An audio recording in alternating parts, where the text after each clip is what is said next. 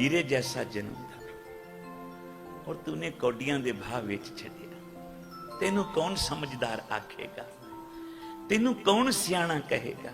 प्यार न जपो श्री। जिसने हीरा बाजार में कौडियों के भाव बेच दिया हो वो समझदार है कि अनाड़ी है? वो तो अनाड़ी है। इसीलिए जिसने अपना मानुख जन्म हीरे लालों से भी महंगे श्वास और उनसे नहीं जपिया श्री वाहे, उनसे नहीं कीती साधु की संगत, ता समझ लो हीरे जैसा जन्म उसने कौडियों के भाव बेच दिए। प्यार से बोलो श्री।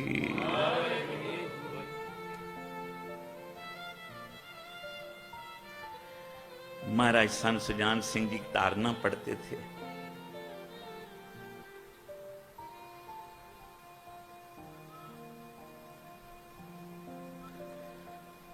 बंदगी ना कीती यार हीरा जन्म पाके, हीरा जन्म पाके जे तू बंदगी नहीं कीती तो फिर तेनू बंदा कौन कहे। जे बंदा बंदगी करता है तो बंदा है, जे प्रभु की बंदगी नहीं करता बंदा तो गंदे से गंदा है। प्यार से बोलो श्री। क्योंकि प्रभु की भक्ति के बिना, प्रभु की बंदगी के बिना, प्रभु के नाम के बिना मन में जितने भी विचार आएंगे वो गंदे ही आएंगे। तो अच्छे विचारों के लिए सत्संग बना है, उस विच आ, गुरु की मत ले। वाणी कहती है ना, गुरु की मत तू ले आने भगत बिना वो डूबे सियाने। बड़े सियाने सियाने डूब गए, क्योंकि यहां दुनियावी पढ़ाई नहीं चलती, यहां दरगाही पढ़ाई चलती है। प्यार से बोलो श्री। बाबा नंद सिंह जी महाराज वचन करते थे, जहां दुनिया का इल्म खत्म होता है, जहां दुनिया की हुई पढ़ाई का अंत होता है, भाई यहां तक पढ़ाई बस सबसे ज्यादा। जहां दुनिया की पढ़ाई खत्म होती है वहां गुरु के घर की पढ़ाई वहां से शुरू होती है। प्यार से बोलो श्री। कितनी कठिन पढ़ाई है। गुरु पीरा की चाकरी मां करड़ी सुख सार। कोई आसान काम नहीं गुरु की सेवा करनी। 12 साल सेवा की थी गुरु अमरदास जी ने। सिर पे गागर लेके जाते थे। खंडूर साहब से ब्यासा नदी 5 मील, किलोमीटर नहीं कह रहा, 5 मील 7.5 किलोमीटर बनता है। बाबा अमरदास जी ने अमृत वेले उठना, पहले अपने सतगुरु की सेवा करनी, फिर उठना अमृत वेले, फिर गागर सिर पे लेके खंडूर साहब से उल्टी पैरी तुरना कि गुरु की तरफ पिठ ना होवे। प्यार से बोलो श्री। आधा रास्ता उल्टी पैरी चलते जाते। हम तो मत्था टेकते हैं, पिठ करके तुर जाते। 2.5 मील पैदल उल्टा चलना, फिर वहां रुकना, अरदास करनी, मेरे सतगुरु इधर से पिठ हो रही है, सेवक को क्षमा कर देना। फिर मुंह करना व्यासा नदी की तरफ, जल की गागर भरनी, 5 मील फिर चल के आना। अब खंडूर साहब में नलके नहीं थे, कुएं नहीं थे, बावलियां नहीं थी, कहीं से भी जल भर के स्नान करा देते गुरु को। और ये अपने हाथ में है, जितनी गुरु की सेवा बढ़ा लो चाहे जितनी कम कर लो। प्यार से बोलो श्री। सेवा बढ़ा ली, 5 मील नाम जपते जावें, 5 मील नाम जपते आवें, जल की गागर भर के ले आवें और अपने सदगुरु गुरु अंगद साहब को स्नान करावें। अमृत वेले इसका फल की मिलिया, 12 साल की सेवा का फल मिलिया। बाबा अमरदास, सतगुरु अमरदास गुरु नानक का रूप बन गए। अख श्री। इस मार्ग में चलने वक्त मुश्किलें भी बड़ी आई थी, लोगों ने बड़े ताने मैंने भी मारे, बुरा भला भी बोला, पर सेवक का काम नहीं। सेवक का काम है अब हम चली ठाकुर पे हार, जब हम शरण प्रभु की आई, राख प्रभु मामे मार। ये मेरे सतगुरु अब तो मैं तेरी सेवा में लग गया हूं, अब तो मैं तेरी शरण में आ गया हूं, अब तो मैं तेरे से नाम लेके तेरा नाम जपता हूं, तेरी संगत में आता हूं। अब मुझे लोगों की कोई परवाह नहीं, लोग चाहे बुरा कहें चाहे भला कहें, मैंने तो तन अपना शरीर तेरे चरणों में डाल दिया है। चाहे प्यार से उठा के गले लगा ले, चाहे पैर की ठोकर मार के कहो जाओ दूर बैठ जाओ, प्यार से बोलो श्री, चरणों की छो तो मिल जाएगी। कबीर को रामानंद स्वामी के चरणों की थोई तो मिली थी, पैरी तुम उठा लिया, बोलो राम सिख समझाई। क्या कहा रामानंद स्वामी ने कबीर को? उठी रे राम के, राम कहो, पैर की ठोकर दे। गुरु कहीं से भी कृपा कर सकता है। संत बाबा सुजान सिंह जी कहते थे, गुरु की कृपा, संत की कृपा 5 जगह से निकलती। वो जो भक्ति करता है ना, नाम जपता है, बाबा मोनी साहब जी ने जो भक्ति की थी, गुरु गोविंद सिंह जी सेवा की थी, 5 थावा तो संत वो की हुई अपनी कमाई को देता है संगत को, अपने प्यारों को, सेवकों को। और 5 थावा केड़ियां? आख्या संत की नजर में मेहर, संत की आंखों में मेहर, संत की जीबा पे मेहर। प्यार से बोलो श्री। कोई वचन कर दें किसी को, संत की नजर में मेहर, संत की जीबा में मेहर, संत के हाथों में मेहर, संत के चरणों में मेहर, संत के हृदय में मेहर। प्यार से बोलो श्री। ये हृदय की दात है, अंदर से अंदर चली जाती है, पता भी नहीं लगता। प्यार से बोलो श्री। उच्चो वाले महापुरखा ने आख्या ताड़ी मार के, नंद सिंह ले गया, नंद सिंह ले गया, दात नंद सिंह ले गया, सब भागे आए। हमने भी बड़ी सेवा की बाबा जी आपकी, किसी ने 30 साल, किसी ने आख्या 40 साल, किसने से भी ज्यादा सेवा की। नंद सिंह के नाम का क्यों ढिंडोरा दे रहे हो? नंद सिंह ले गया। बुच्चे वाले कहने लगे, भाई तुसी मुंडा मंगते रहे, नंद सिंह ने कुड़ी मांग ली। तुम लड़का मांगते रहे, नंद सिंह ने लड़की मांग ली। बोला महाराज जी हमने कब लड़का मांगा? बोला तुमने ज्ञान मांगा, नंद सिंह ने भक्ति मांग ली। प्यार से बोलो श्री। अब जिसको भगवान भक्ति देता है तो भगवान अपने भक्त के आगे भी झुक जाते।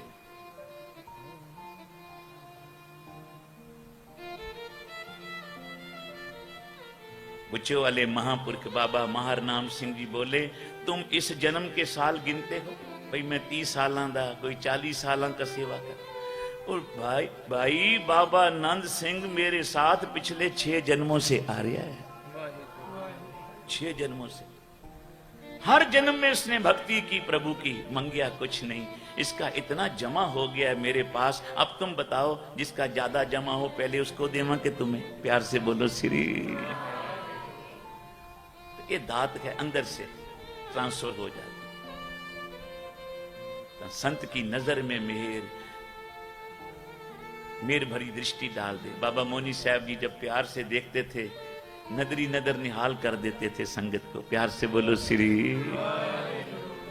किसी के सिर के ऊपर हाथ रख देते थे, उसके दुख दूर हो जाते थे, बरकतें मिल जाती थी उसकी। जो चरनी लग जाते थे उनको निम्रता की दात दे देते थे। जिसको रसना से बोल दिया उसके काम संवर जाते थे।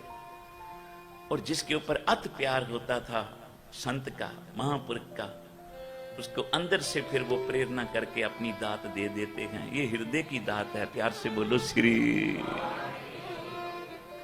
तो सेवा करके बाबा अमरदास सतगुरु अमरदास बन गए।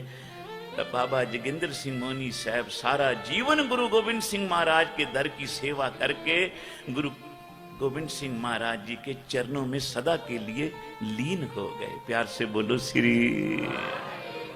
पर ये दाता कित्थों मिलियां? गुर पीरां की चाकरी, महा करड़ी सुख सा है, बड़ी करड़ी, बड़ी मुश्किल। रात को अब 3 बजे बाबा जी सेवा करने जाते थे। 1 दिन नहीं, 2 दिन नहीं, सारा जीवन। एक दिन तो कोई उठे 3 बजे, सवेरे उठ के वो बारसियां ही मारता रहेगा। प्यार से बोलो श्री। एक दिन रैन सभाई कर लवे, जगराता कर लवे, अगले दिन उठिया नहीं जाता। प्यार से बोलो श्री। रोज उठना, शौक से जाना। इसलिए जाना कि मेरा गुरु गोबिंद सिंह जी मेरी इंतजार कर रहे हैं।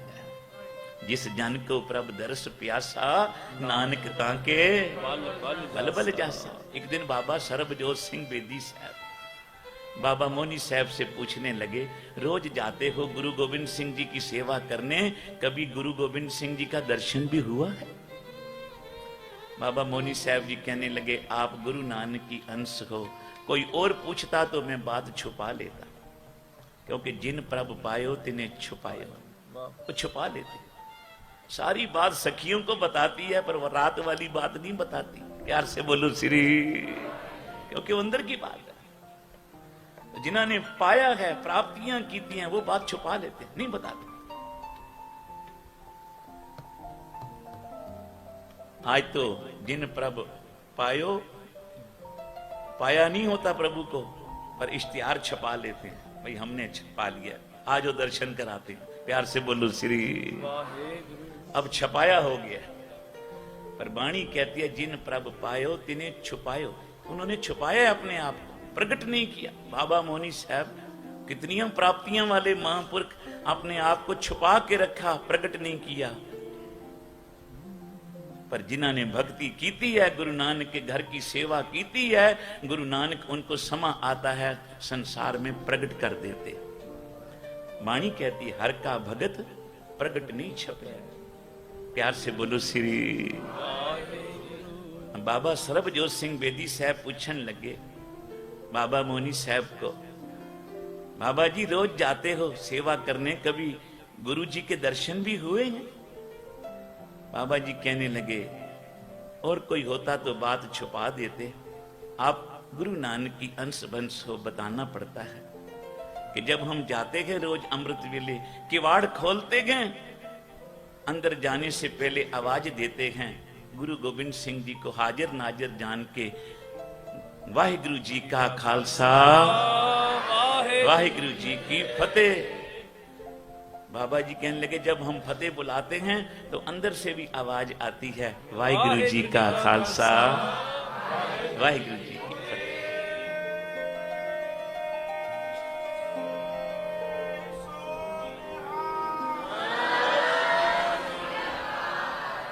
अभी अंदर से कौन बोला? अंदर से बोला गुरु गोबिंद सिंह पातशाह, गुरु पीरा की चाकरी। क्योंकि जो गुरु के दर्शनों को अमृत वेले जाते हैं, गुरु गोबिंद सिंह जी उनके दर्शनों के लिए भी बैठे होते हैं।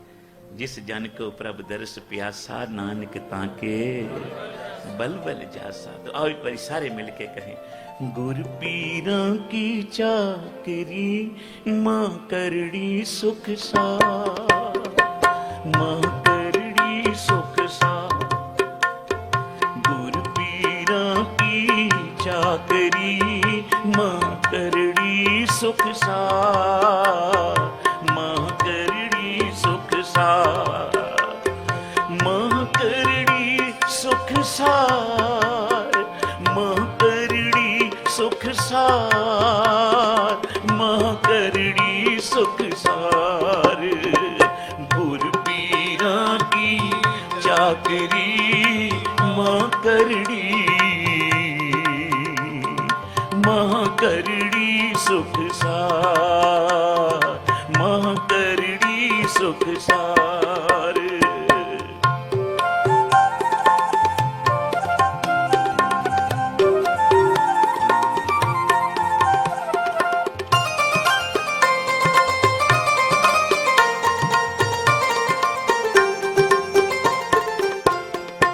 नदर करे जिस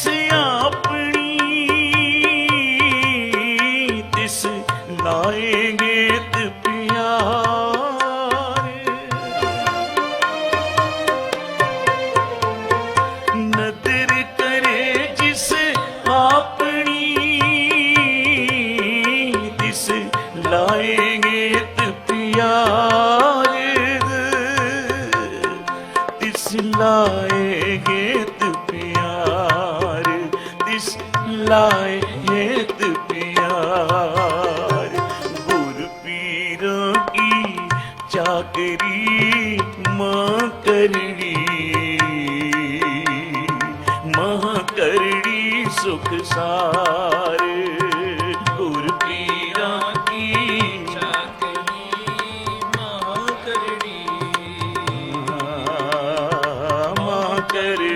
सुख सार। महकरड़ी सुख सार, महकरड़ी सुख सार, महकरड़ी सुख सार,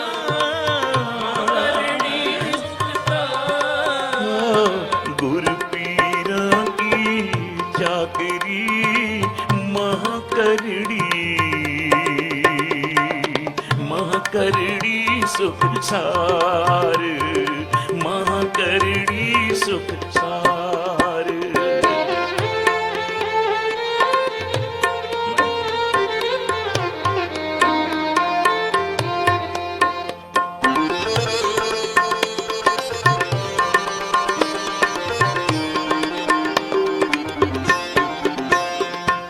सतगुर की सेवे लगियां पौजल तर संसार।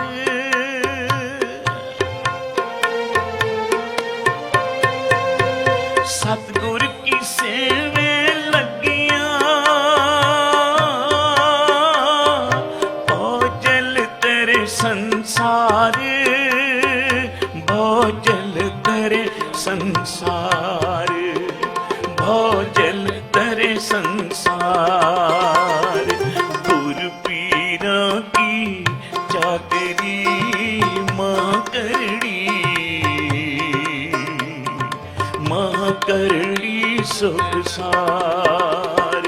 गुर पीरा की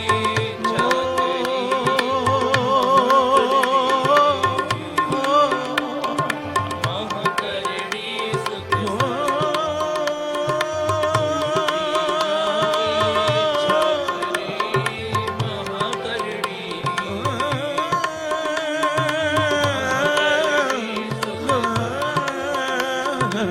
गुर पीरा की चाकरी महकरड़ी, महकरड़ी सुख सार।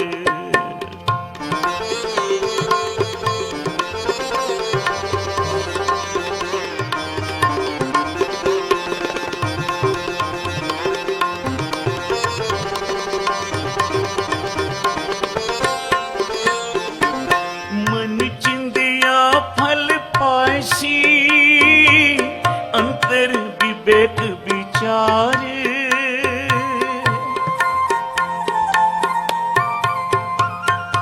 मन चिंदिया फल पायसी अंतर विवेक विचार, अंतर विवेक विचार, अंतर विवेक विचार। गुर पीरा की चाकरी महकरड़ी, महकरड़ी सुख सार। जब गुर पीरा की चाकरी महकरड़ी, महकरड़ी सुख सार। नदर करे जिस अपनी तिस लाए खेत प्यारे।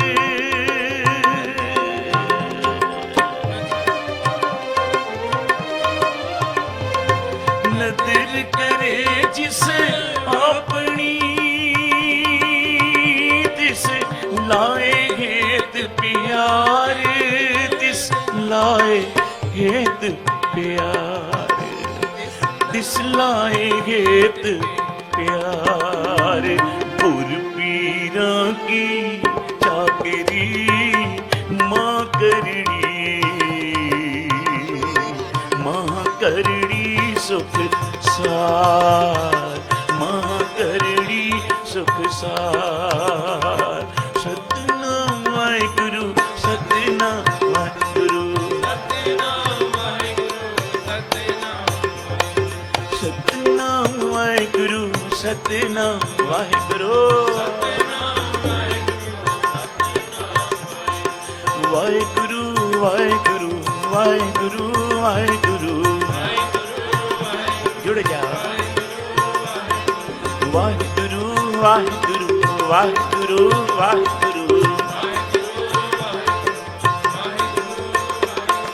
ਸਤਿਨਾਮ ਵਾਹਿਗੁਰੂ ਸਤਿਨਾਮ ਵਾਹਿਗੁਰੂ ਸਤਿਨਾਮ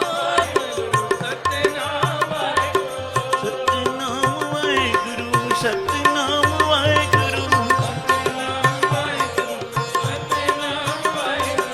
ਗੁਰ ਪੀਰਾਂ ਕੀ ਚਾਕਰੀ ਮਹਾਂ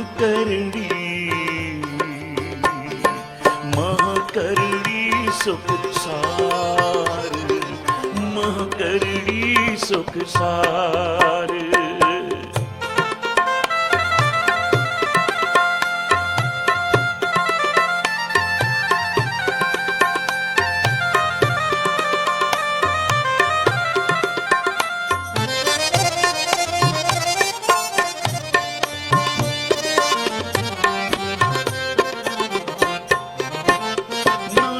सतगुर मिलिए प्रभ पाइए सब दुख निवारण हार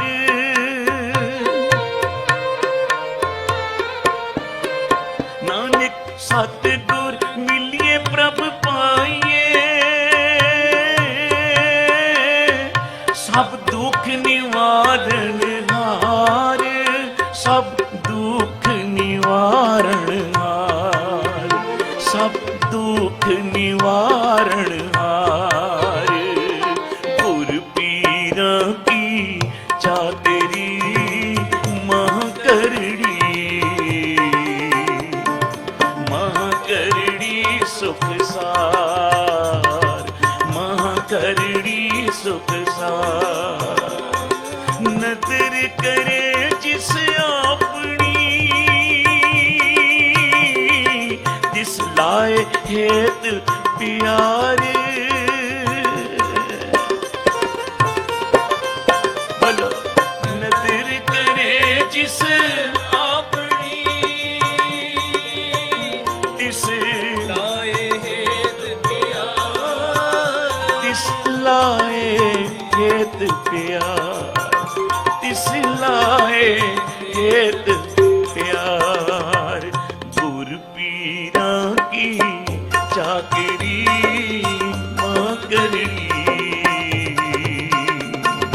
मां करड़ी सुख सार गुर पीरां की चाकरी मां करड़ी सुख सार महाँ करड़ी सुख सार।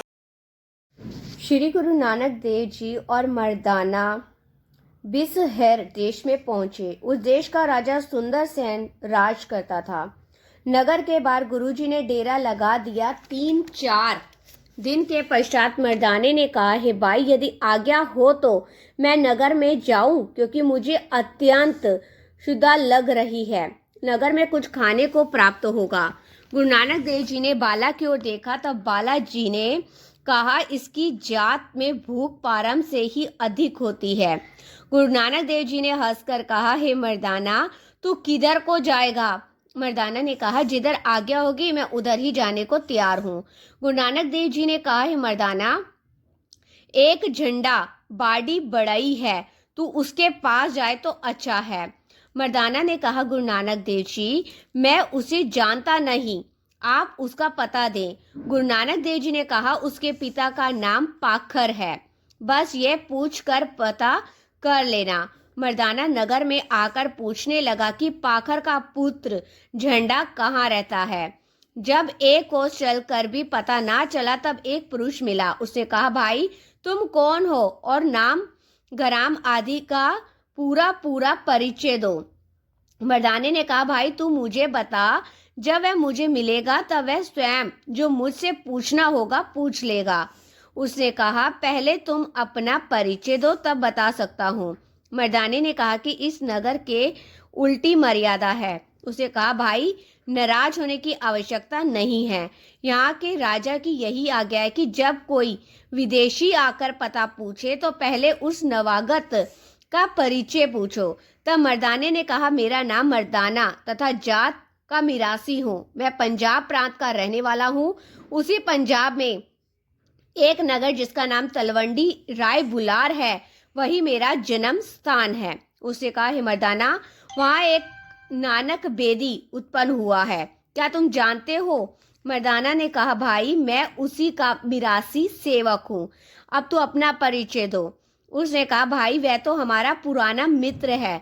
मर्दाने ने कहा, क्या तुम उसको पहचानते हो? उसने कहा, यदि वह मेरे सन्मुख हो तो पहचान भी सकता हूँ। मर्दाना ने कहा, वह तो नगर के बाहर आसन लगाए बैठे हैं।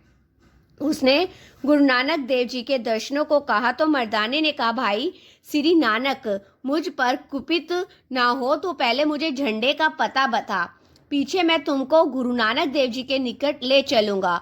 वह मर्दाने को झंडे के घर में ले गया।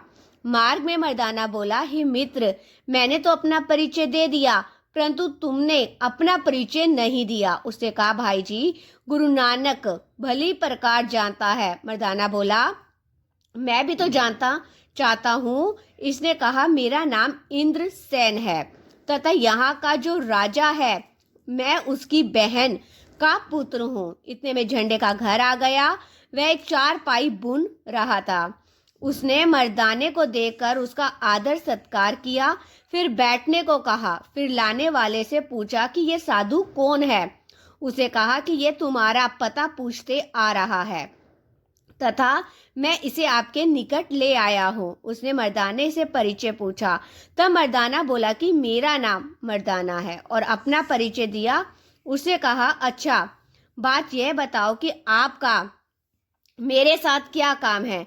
तब मर्दाना बोला कि मुझे आपसे जरूरी काम है। मुझे गुरु नानक देव जी ने आपके पास भेजा है। उसे कहा, मैं तो नानक देव जी को नहीं जानता। तब मर्दाना बोला, भाई वह तो आपको जानते हैं, उन्होंने मुझे आपके पास भेजा है, कृपया आप मेरे साथ चले। उसने कहा, ये चारपाई बुन लूं तो चलूंगा, उतावला होना ठीक नहीं है। अंत काम खत्म करके उसने सोचा कि नानक देव जी के लिए क्या ले जाऊं। फिर उसने पूछा, हे मर्दाना, नानक देव जी कैसे हैं ये तो बता दो, मैं कुछ भेंट ले जाना चाहता हूँ। उसने मर्दाने श्री गुरु नानक देव जी का जन्म स्थान आदि बताया। तब झंडे ने सोचा कुछ भोजन बनवा कर ले जाना उचित है। तब मर्दाना ने शीघ्र चलने का आग्रह किया। तब झंडे ने कहा, भाई उतावलापन ठीक नहीं होता।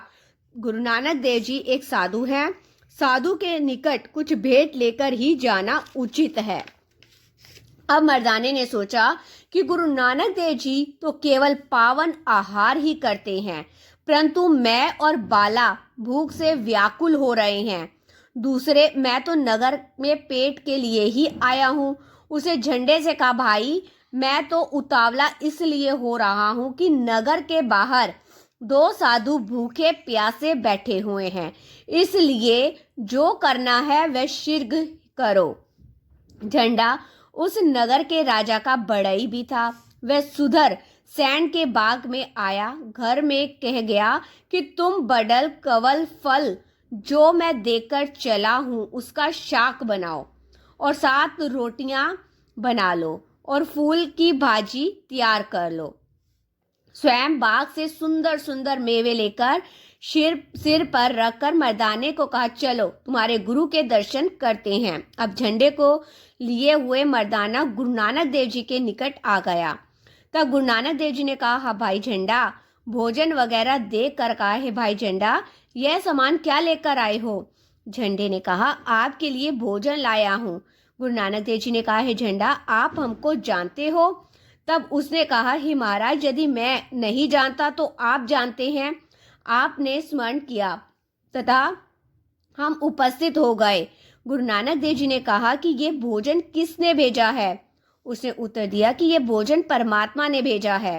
गुरु नानक देव जी ने कहा, तुम परमात्मा को जानते हो? झंडे ने कहा, महाराज, उस परमात्मा को कौन नहीं जानता, मैं तो फिर पुरुष हूँ। परमात्मा को तो प्राणी मात्र सभी जानते हैं। गुरु नानक देव जी ने मुस्कुराकर पूछा, भाई झंडे, तू परमात्मा को कब से जानता है? झंडे ने कहा, आप पहले भोजन खा लो, क्योंकि आप बहुत दिनों से भूखे हो। बाकी बातें पीछे कर ली जाएंगी। मर्दाना ने कहा, हाँ जी हाँ, ये सत्य कहता है, पहले भोजन चखना चाहिए तथा पीछे दूसरे उपदेश काम आ सकते हैं। गुरुजी हंसने लगे और बाले को कहा, हंसने में तुम्हारी मस्ती क्या है?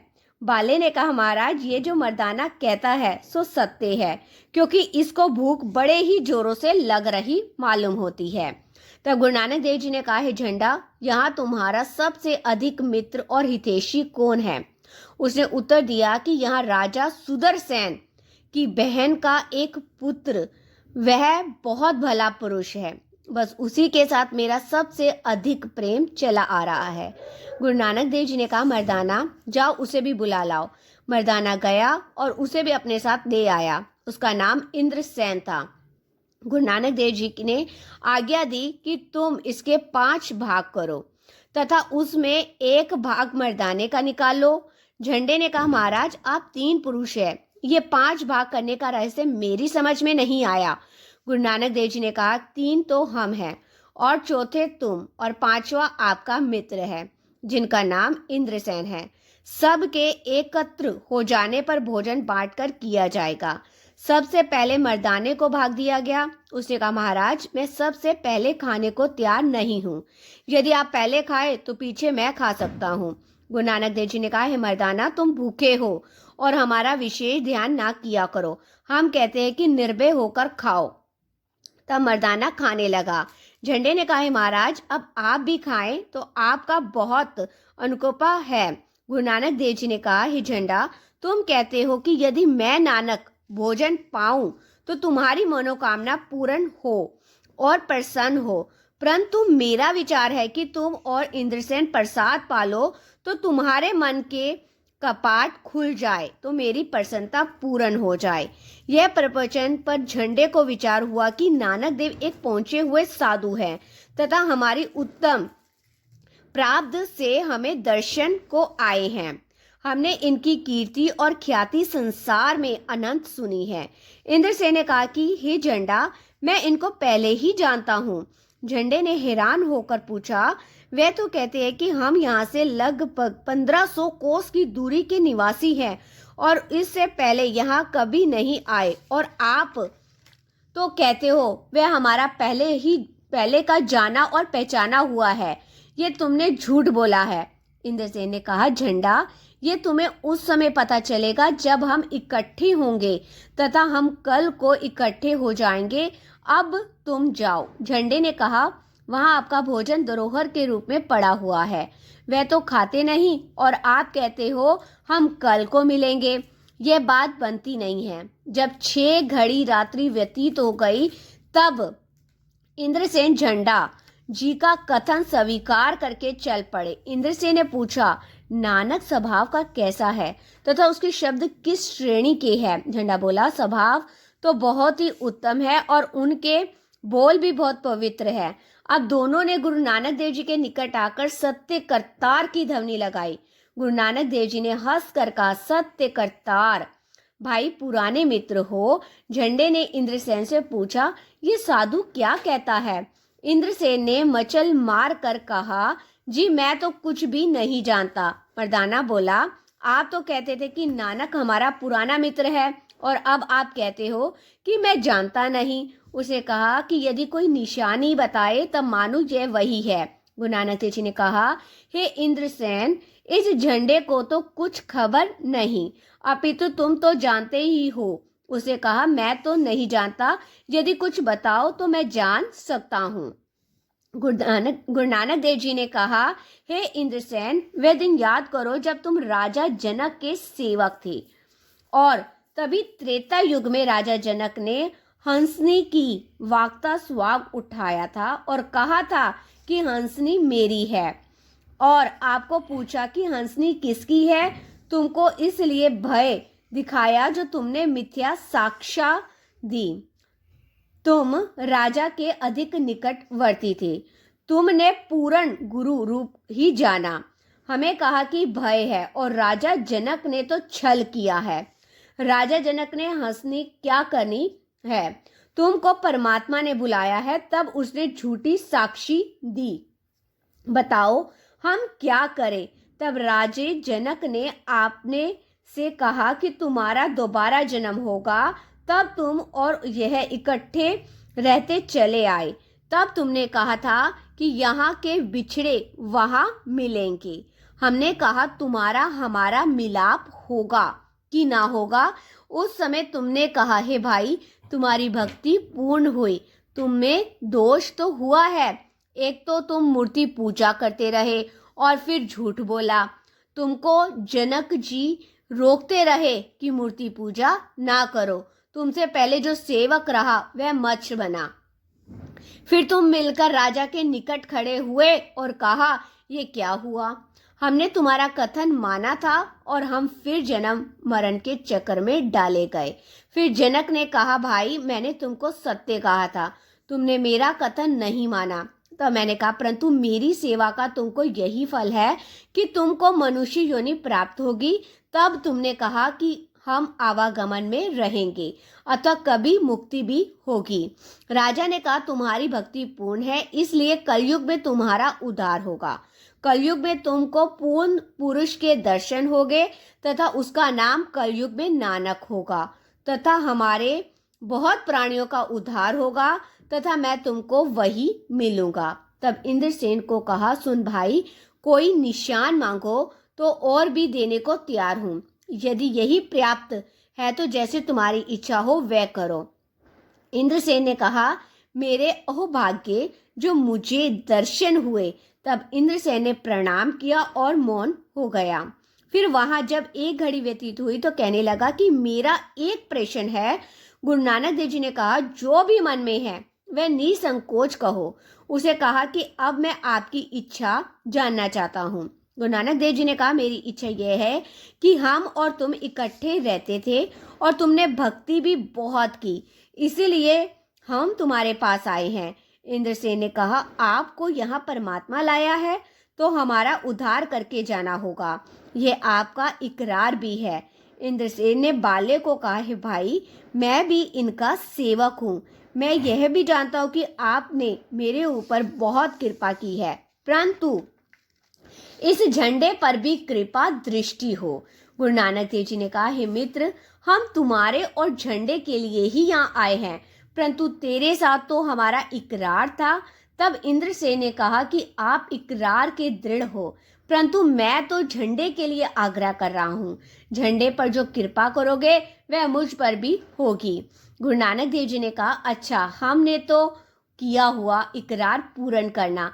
तब इंद्रसेन ने कहा, झंडा जी, जो कुछ गुरु नानक देव जी कहें उसे तन मन से स्वीकार करना होगा। झंडे ने कहा कि मैं वैसे क्या जानूं कि क्या कुछ नानक देव कहते हैं। तब गुरु नानक देव जी ने एक शब्द रामकली में उच्चारण किया। राग रामकली, ईंधन ते बेसंतर बागे, माटी को जल दहदिस त्यागे, ऊपर चरण तले आकाश, घट में सिंध कियो परगास।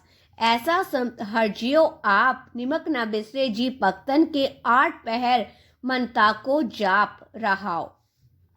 झंडे ने कहा, महाराज मुझे तो कुछ भी समझ नहीं आई। तब गुरु नानक देव जी ने इसका अर्थ भी सुनाया। इस शरीर के भीतर जो अस्तित्व है वह लकड़ी है, जो लकड़ी जलाने के काम आती है उसे ईंधन कहा जाता है, और देह के भीतर जो जठर है, जिस आग से अनधिक पचते हैं, उसे जठर कहा जाता है, वही अग्नि है तथा शरीर मिट्टी है। माता जो जल पान करती है उसके बालक का शरीर बढ़ता है। परमात्मा का स्मरण कैसा है? जो प्रकाश करने वाला है। भक्तजनों को वह परमात्मा एक क्षण भी नहीं बिसरता। हे मन, तू 8 पहर उसी का स्मरण कर। हे भाई झंडा, तू परमात्मा का स्मरण कर, इससे तेरा कुछ व्यय नहीं है। झंडे ने कहा, आप तो कहते हैं कि प्रभु स्मरण कर, परंतु मैं तो एक निर्धन बढ़ई हूँ, मेरा बाल बच्चा किस प्रकार निर्वाह करे। ये सुनकर श्री नानक देव जी ने कहा, दूसरी पौड़ी का उच्चारण। प्रथमे माखन, पाछे दूध, मेल कीनो, साबुन सूद पैते निरपो डरता फिरे होंदी को और होंदी फिरे। झंडे ने फिर कहा, हे महाराज, मैं कुछ नहीं समझा। गुरु नानक देव जी ने आगे इसका अर्थ किया कि जब बालक माता के गर्भ में होता है तब दूध नहीं होता, और बालक गर्भ से जैसे ही बाहर आता है तब दूध माता के स्तनों से निकलने लगता है। सो तू चिंता ना कर, निश्चित हो जा।